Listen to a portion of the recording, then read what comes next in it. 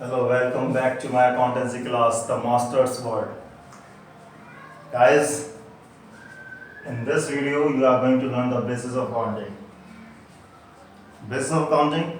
First, I would like to tell you what is cash basis of accounting. Cash basis of accounting means this system says, this base of recording says that only those transactions should be recorded which are related to cash. Means only cash basis transactions should be recorded. Or in other words, we can say only those transactions should be recorded where the cash flow has taken place. केवल वो transactions record की जाए जो cash basis हैं, जहां केवल cash का inflow यानी रिसिप्ट या कैश का आउटफ्लो यानी पेमेंट हुआ हो, केवल वही ट्रांजेक्शन्स रिकॉर्ड की जाए और बाकी छोड़ दें. For example, sold goods for cash.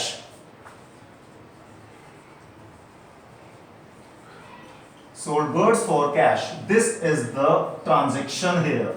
Transaction 1. This basis said that it should be recorded. It should be recorded here. And another, sold goods on credit. Not to record this.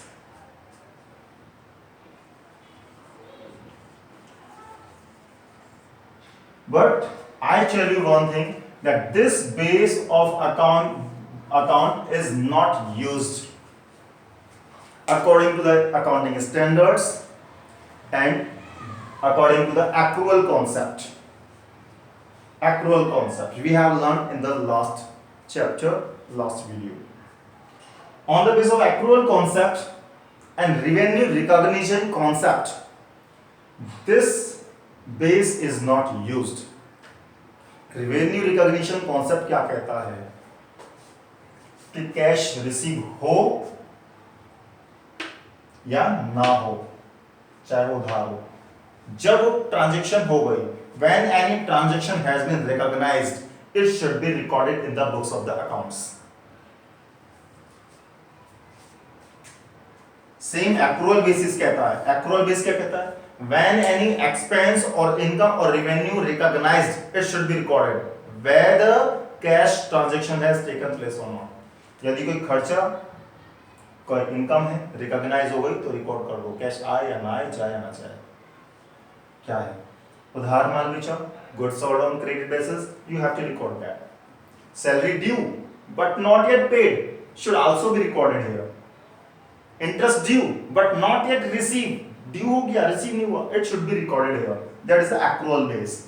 और इसे ही हम एक्यूरेट समझते हैं and that is followed in the accounting, in the double entry system and according to the accounting standards. This principle says that whether cash transaction has taken place or not, cash inflow or not,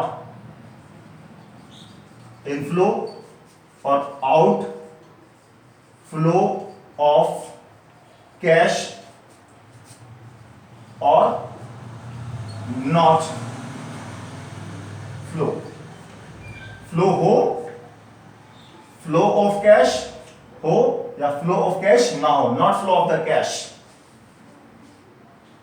In short, you can write flow of cash or not flow of cash. Flow यहां पर inflow outflow दोनों के sense में है. Cash आए या ना आए, जाए या ना जाए, कोई ट्रांजैक्शन हो गई, रिकॉर्ड कर दो. आपने गुड्स परचेज की क्रेडिट बेसिस पर, purchase goods on credit basis should be recorded in the books of the accounts. Part the journal purchases account debit to creditors. Salary due हो गई, पे नहीं करी, रिकॉर्ड कर दो. खर्चा दिखा दो आज ही. जब आप एग्जैक्टली उसी पीरियड में, जिस पीरियड में वो एक्सपेंस या इनकम रिकॉग्नाइज हुई है, जब उस पीरियड में ही आप रेवेन्यू एक्सपेंसेस इनकम दिखा देते हैं, तो उस पीरियड के एक्यूरेट लॉसेस या प्रॉफिट्स का पता चलता है. उस पीरियड के एग्जैक्ट फाइनेंशियल पोजीशन का पता चलता है. और इसके पीछे फॉलो करने के पीछे बहुत सारे साइंटिफिक रीजंस हैं। Scientific reasons means a number of facts are there, a number of facts are there. For example अभी प्रैक्टिकल के लिए ले लेते हैं कि सर यही क्यों फॉलो किया जाता है, ऊपर वाला क्यों नहीं करे। ऊपर वाला कर दिया, बच्चा मुझसे एक बार एक क्वेश्चन पूछा बच्चे ने कि सर फ्यूचर में कैश नहीं आया तो आप क्या करोगे, या आप एक पर्सन को सेल कर दी थी, वो 10 दिन बाद सारे वापस कर दिया, क्या करेंगे। हम तो ऊपर वाला फॉलो करना चाहते हैं कि कैश आता तो रिकॉर्ड कर देंगे, नहीं आता तो नहीं करेंगे, क्या पता वापस आ जाए माल, तो सेल हुई नहीं हमारी। You have to follow this very concept basis of earning accrual. माना आपने सेल कर दी, तो हमने लास्ट पढ़ा थे प्रूडेंस कॉन्सेप्ट, लास्ट वीडियो जरूर देखना प्रूडेंस कॉन्सेप्ट, उसमें एग्जांपल दिया था सेम कि उधार बेच दी तो प्रॉफिट हुआ, यदि मार्केट में डूब जाएगा नहीं आता है तो अलग सेंस है। Please watch the last video, prudence concept समझना, उसमें कंजर्वेटिज्म उसका नाम है। फिलहाल मैं दूसरा एग्जांपल इसके लिए देने जा रहा हूं, दूसरी चीज को कनेक्ट करते हुए। माना आज मैंने 5 लाख रुपीस की गुड्स 20 लाख में सेल कर डाली, 15 लाख का प्रॉफिट हुआ, ठीक है, और वो सारा सारा मेरा क्रेडिट बेस्ड था, उधार माल बेचा था मैंने। आज मेरा 15 लाख का प्रॉफिट हुआ, इनकम टैक्स वाले टैक्स लेने आए, तो मैं उनसे कह दूं जी मैंने तो सारी उधार बेची थी, अभी तक कैश आया नहीं, और जब कैश आएगा तब मैं इसे इनकम दिखाऊंगा अपनी, और तब टैक्स ले लेगा।